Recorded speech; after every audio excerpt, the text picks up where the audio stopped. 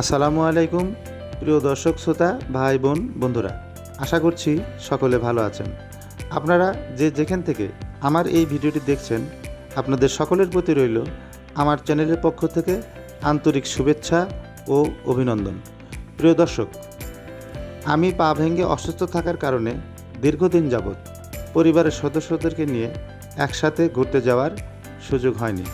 তাই আজকে পরিবারের সকল সদস্যদেরকে নিয়ে একটি অটো রিকশায় করে মমইন বিনোদন জগতে যাওয়ার উদ্দেশ্যে রওনা দিলাম।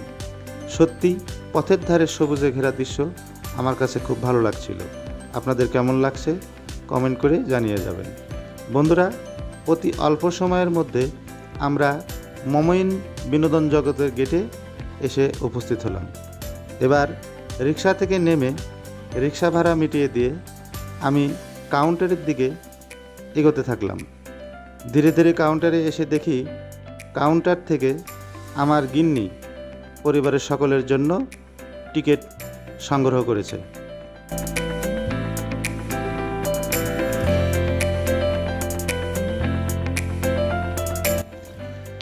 কাউন্টার থেকে টিকিট সংগ্রহ করার পরে মমইন বিনোদন জগতের মূল গেট দিয়ে আমরা ভিতরে প্রবেশ করলাম। তারপর সবাই একত্র হয়ে একসাথে পায়ে হেঁটে ধীরে ধীরে সামনের দিকে অগ্রসর হতে থাকলাম। আমি একটু পিছনে ছিলাম দেখে দাদুভাই বারবার হাত দিয়ে ইশারা করে আমাকে ডাকছে, আমার সাথে যাবে, এই জন্য সে বারবার আমাকে ডাকছিল। তারপর সে তার বাবার কোল থেকে নিচে নেমে নিজেই পায়ে হেঁটে যাবে, এই জন্য নিজে নিজে হাঁটা শুরু করলো। বাহ, খুব সুন্দর হাঁটছে আমার দাদুভাই। একটু কিছু দূর যাওয়ার পরেই সামনে ব্যাটারি চালিত মোটর সাইকেল দেখে সে মোটর সাইকেলে চড়বে বলে বাবার কাছে বলল, তাকে মোটর সাইকেলে চড়িয়ে দিলাম।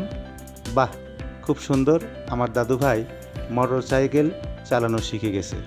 দেখুন, সে খুব সুন্দর ধীরে ধীরে একাই মোটর সাইকেল চালাচ্ছে।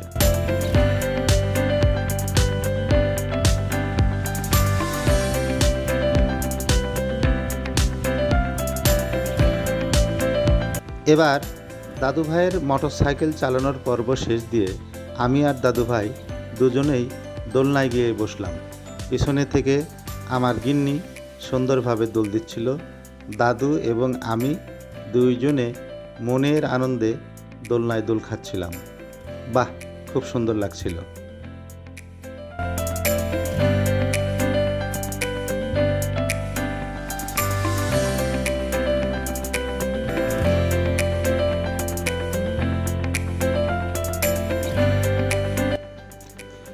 একটু পরেই দেখি আমার একমাত্র গিন্নি, সে আমার পাশের দোলনাটিতে বসে একা একাই নিজেই দোল খাচ্ছে। বাহ, দেখতে খুব সুন্দর দেখাচ্ছিল। পরে দাদুভাইকে তার কাছে বসিয়ে দিলাম। এখন দুই বুড়ো বুড়ি মনের আনন্দে দোল খাচ্ছে।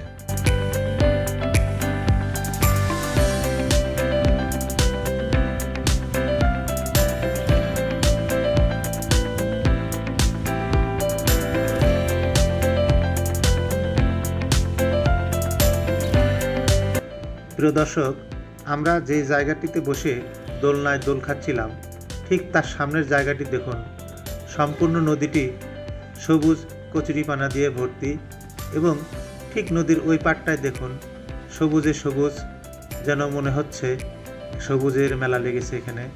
দেখতে সত্যি পরিবেশটি মনোমুগ্ধকর, আপনার ভালো লাগার মতো। দোলনা থেকে নামার পরে আমরা সকলে পায়ে হেঁটে আবার সামনের দিকে অর্থাৎ মমইন বিনোদন জগতের ভিতরের দিকে অগ্রসর হতে থাকলাম। সামনে ড্রাগন রেল দেখে দাদুভাই সেখানে চলল। মাইশা দাদুভাইকে সহ ড্রাগন টেনে উঠিয়ে দিয়ে আমরা দাঁড়িয়ে থাকলাম। বাহ, মাইশা এবং দাদুভাই ড্রাগন টেনে খুব সুন্দর আনন্দ উপভোগ করছে।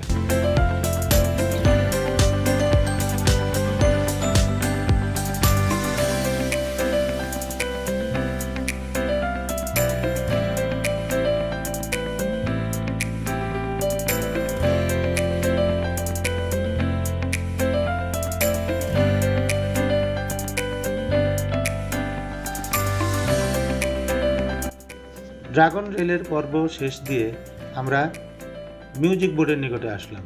মিউজিক বোর্ডে মাইশা এবং সাফি দুই ভাই বোনেই উঠল। বাহ, মিউজিক বোর্ডে দুই ভাই বোনে খুব সুন্দর আনন্দ উপভোগ করছে। তারপর মিউজিক বোর্ডের পর্ব শেষ দিয়ে আমরা স্পিড বোর্ডে ওঠার জন্য করতোয়া নদীর পাড়ে এসে উপস্থিত হলাম। দর্শক, এবার আমরা স্পিড বোর্ডে ওঠার জন্য করতোয়া নদীর ঘাটে স্পিড বোট স্টেশনে আসলাম। এখানে এসে দেখি চারিদিকে কচুরিপানা দিয়ে একেবারে ভর্তি। স্পিড বোট চালানোর মতো সামান্য একটু জায়গা আছে। বেচারা বোটম্যান বোটটি নিয়ে একা একাই শুধু বসে আছে। এরপর আমরা এই সেকশন থেকে আবার উপরে উঠে আসলাম।